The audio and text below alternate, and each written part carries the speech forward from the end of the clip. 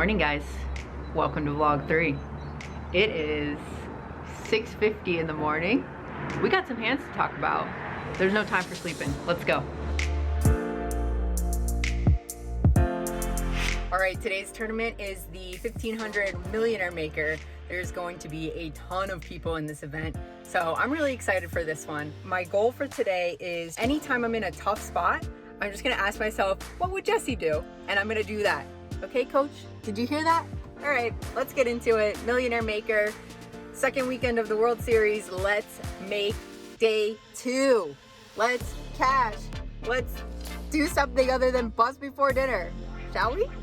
After busting 2 bullets of the 1500 6 max a couple days before this event, we're headed into the Millionaire Maker 0 for 5 to start our World Series. It's not that many tournaments, but we are definitely itching to make something happen here. All right, so in this first hand, the low jack limps for 100.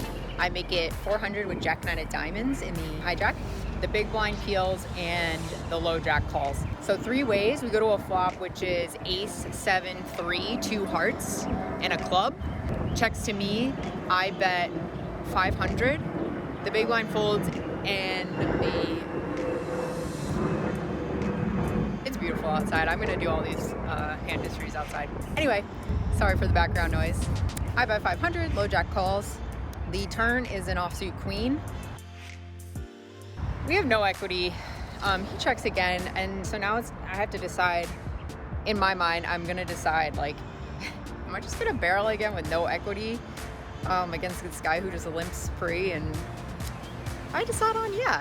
So I bet 2K into 2400, so pretty big. He snap calls, and the river is, I think it was like an offsuit 8. And we're gonna follow through. So he checks. I bet 4,500 on the river. He picks up a chip and throws in his cars. So he kind of picked us out, but we get that one through. Just the old no equity bluff, just exploiting the fact that he limped pre, and I really didn't think he could call 3, even if he did have like a weak ace X. But again, I'm really not trying to fold people off top pair, but you know, I said that in vlog 1, and it looks like apparently I am trying to get people to fold top pair. Well, whatever he had, he folded, we win the pot. Okay, then a really, really funny one happens. This has not happened to me ever, but I open ace king offsuit with the ace of hearts from early position, and I wanna say low jack or hijack makes it 900. I had put in my 1K chip to raise to 300 because I didn't have any black chips. So when he made it 900, I was gonna call his 3-bet. So I tap my chip, kind of like move it in like this to signify a call. He mistook that as me folding. Even though my cards were covered with, they were capped with my card protector, he mistook that as folding. So he just flips over 2 black aces. And the dealer, everybody was like, whoa, what are you doing? And then everybody told him, hey man, she called. Oh. This is gonna be harder to play. I thought you threw in your cards. I had those drinks last night were catching up to me. So he shows me aces, and I'm sitting here with ace king. I'm like, okay. The flop is king 7 deuce with 2 hearts. I obviously check, and he checks. I mean, he has to probably, right? Because he has to, I don't know. Anyway, the turn is a 4, check, check. The river is an 8, check, check. You know, I show him my hand, and he was like, you know, we are running good in a very weird way because it was a king high flop. We had a backdoor flush draw as well. We would have lost a ton of chips. We probably would have called down 3 streets. So, wow, we're running really good in a very strange way. So then we have a couple of medium to huge size pots back to back. I open ace queen off, I think under the gun 1, button to 500. We're at 1-2 now. The button makes it 1500, and I just call. The flop is queen jack something with 2 hearts. I check. He bets 1300. I call. The turn is an ace of hearts. Straights, flushes, all that stuff gets there. But we make 2 pair. I check, and he checks back. The river is a 9 of hearts, and he bets like, you know, 2500 or something, and we pretty quickly fold. The very next hand, we get pocket jacks. We have red jacks under the gun. I open to 500. The button calls. the small blind who has been very face up with his sizings pre-flop. For instance, he will limp something like 10-8 off, and he will raise to 6x with kings. This is the player who, in the small blind, makes it 2,600. Big blind, who has been playing very similarly to small blind, cold calls and has about 13,000 behind. We call. Button calls as well. So we got a huge pot brewing. 4-way 3-bet pot. The flop is 9-7-3 rainbow. And when the small blind checks, I'm starting to feel very good about our hand. The big blind bets 2,800. He could definitely have nines. I put him on something like nines, tens. You know, it's hard for him to have jacks, but that's something that people would cold call a 3-bet with. And maybe if he's playing a little tighter, like queens even. So when he bets 2,800, I'm a little happy to see that sizing, because I mean, he could bet nines with that. Anyway, whatever. He bets 2,800. I peel my jacks. The button and the small blind both fold. The turn is a 5. The big blind checks. So now we are feeling really, really good about our hand. We think we have the best hand almost always, because we think he only has 9,500 back. He definitely would have jammed if he had something better. So we jam, and he snap calls. And when he flips over his hand, we are just doing a little dance. He has pocket tens. Yay! So we get all of his chips, bust him out of there. The first 2 levels are going very well for us. So anyway, time to get back in there. Poker to be played every single day, and it's 66 degrees out in this beautiful, wonderful city that I call home. It doesn't get much better than that, guys. So after that first few levels, we pick up a few hands. We didn't catch it on camera because my phone was dying and I needed to use my phone. So anyway, from now on, I'm bringing that backup charger. We've remedied that. So anyway, in this first hand, we're at 300, 600 blinds, and under the gun opens to 1,500. We're in the cutoff with king, queen of spades. We make the call. Big blind comes along as well. The flop comes ace, 10, 5 with 2 spades and a club. The under the gun player continues for a pretty small bet. He bets 1K. We make the call, and big blind folds. Yeah, we flop the world, so we're not going anywhere. Kind of considered raising, but just made the call. The turn is a 4 of clubs. The under the gun player bets 4K this time. Turn brought a club draw, so we make the call again. River is the ace of spades. So we get there on the river with the nut flush, and it's a pretty good spade because a lot of his range contains an ace-x holding. So when he checks it to us, we bet 11K going for value from those ace-x holdings. He tanks for a little while, and he finally makes the call. When we turn over our hand, he flashes us ace-jack offsuit. So he did river trips, and we get paid off. In this hand, I have ace-queen of spades at 400, 800. I open to 2K from early-ish position. The low jack makes the call, and the hijack rips it all in for 11 big blinds, I believe, something like 8,500, a little less than 11 big blinds. It's back to me, and in this type of spot, when the low jack has just called my raise, this is the guy who flipped over aces on accident, and he 3-bet me one other time and showed aces. I mean, obviously people do that because they want to get credit and they want to have a good table image, but let's just say I think if he had a good hand, he'd be 3-betting me.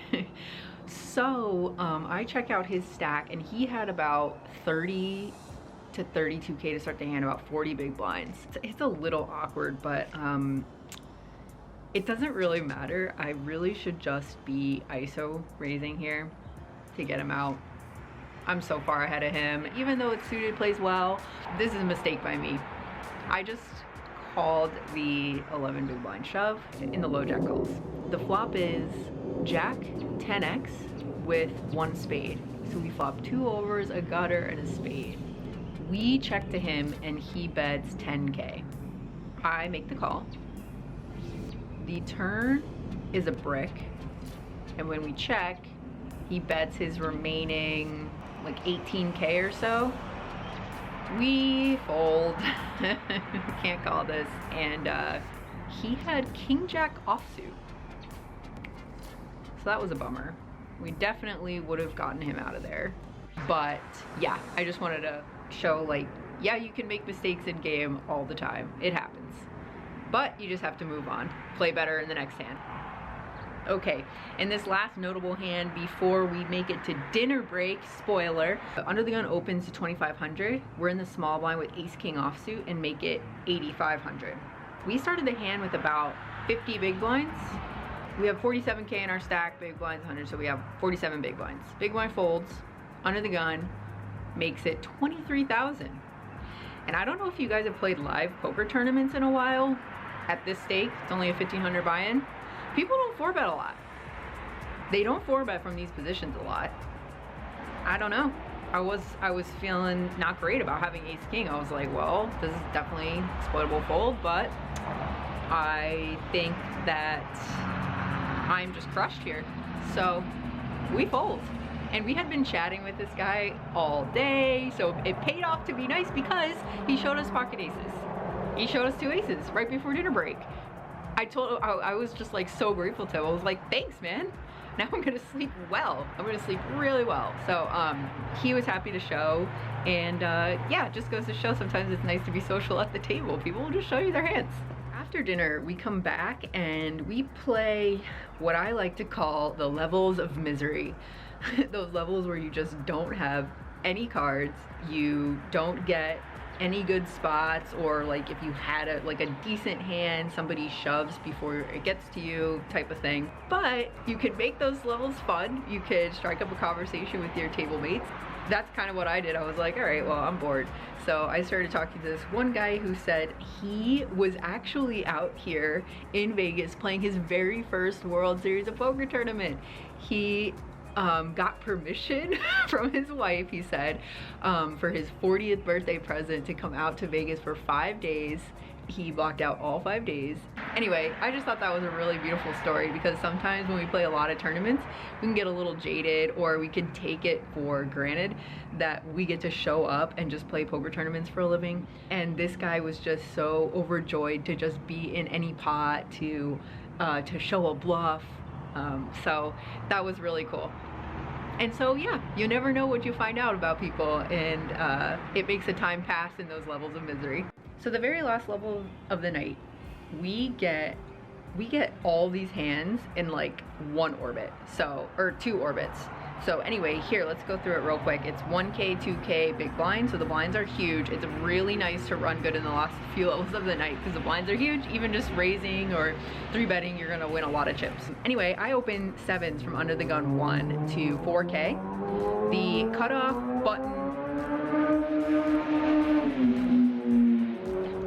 button and big blind all call.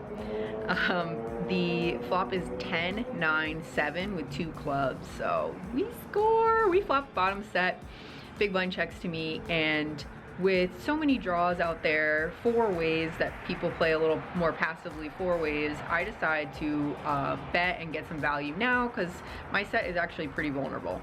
So I bet 8K, the cutoff and the button both call. The big blind gets out of there, and on the turn, we see the beautiful 10 of hearts. So we turn a full house. Now we want to let draws catch up. So on a 10 specifically as well, like we're gonna be checking a lot.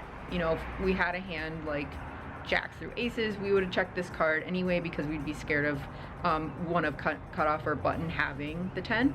So we check, but they both check back. The river is an offsuit ace. I was not really sure what to do here, to be honest, because it looks really strong no matter what I do. Like if I bet into 2 people, it's just gonna look really strong, but I want to get value in case one of them has maybe like the ace exit clubs draw. They might not bet the ace themselves, honestly, in a 3-way pot in position with the board pairing on the turn, the top card pairing on the turn. So I lead jam 24K. The pot is huge now, so my jam is for less than pot. And just hope that they make a bigger mistake by calling off with their ace-x. Nobody calls, they both fold. But, you know, it's a huge pot for the end of the night. I'm very happy to flop set, happy with getting 2 calls. That was a really nice one after having to be like super patient and wait for that spot. And then there's a couple of like small-ish pots, but they're huge because of the blinds, where Barry Greenstein is at our table. He opens the button. We 3-bet him from the small blind with ace king. He folds. I open early-ish position with ace jack offsuit, flop a jack, c-bet, they fold. And then the very last notable hand that we play, under the gun opens to 4,500. We peel the button with pocket deuces, and both blinds call. The flop is jack, jack, deuce. We hit another boat. Both blinds check. The under the gun player bets 7,000. We just call because we flop the world, and both blinds fold. Then on the turn, we basically just like die a little inside because the turn brings another jack. We hate our hand now. We don't beat any pairs. There's just like nothing we can really do, especially when we just have to hope that maybe like a pair is good and he checks ace high. According to my notes, he bets 18,000 and we just fold. He shows us pocket nines.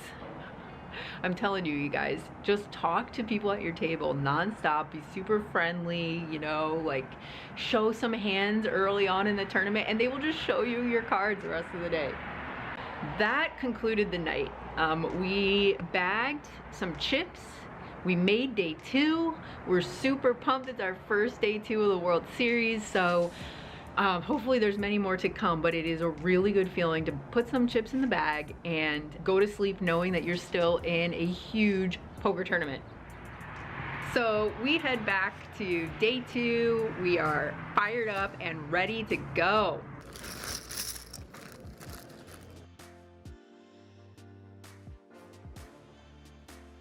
Good luck, everybody. Dealers, please shuffle up and deal.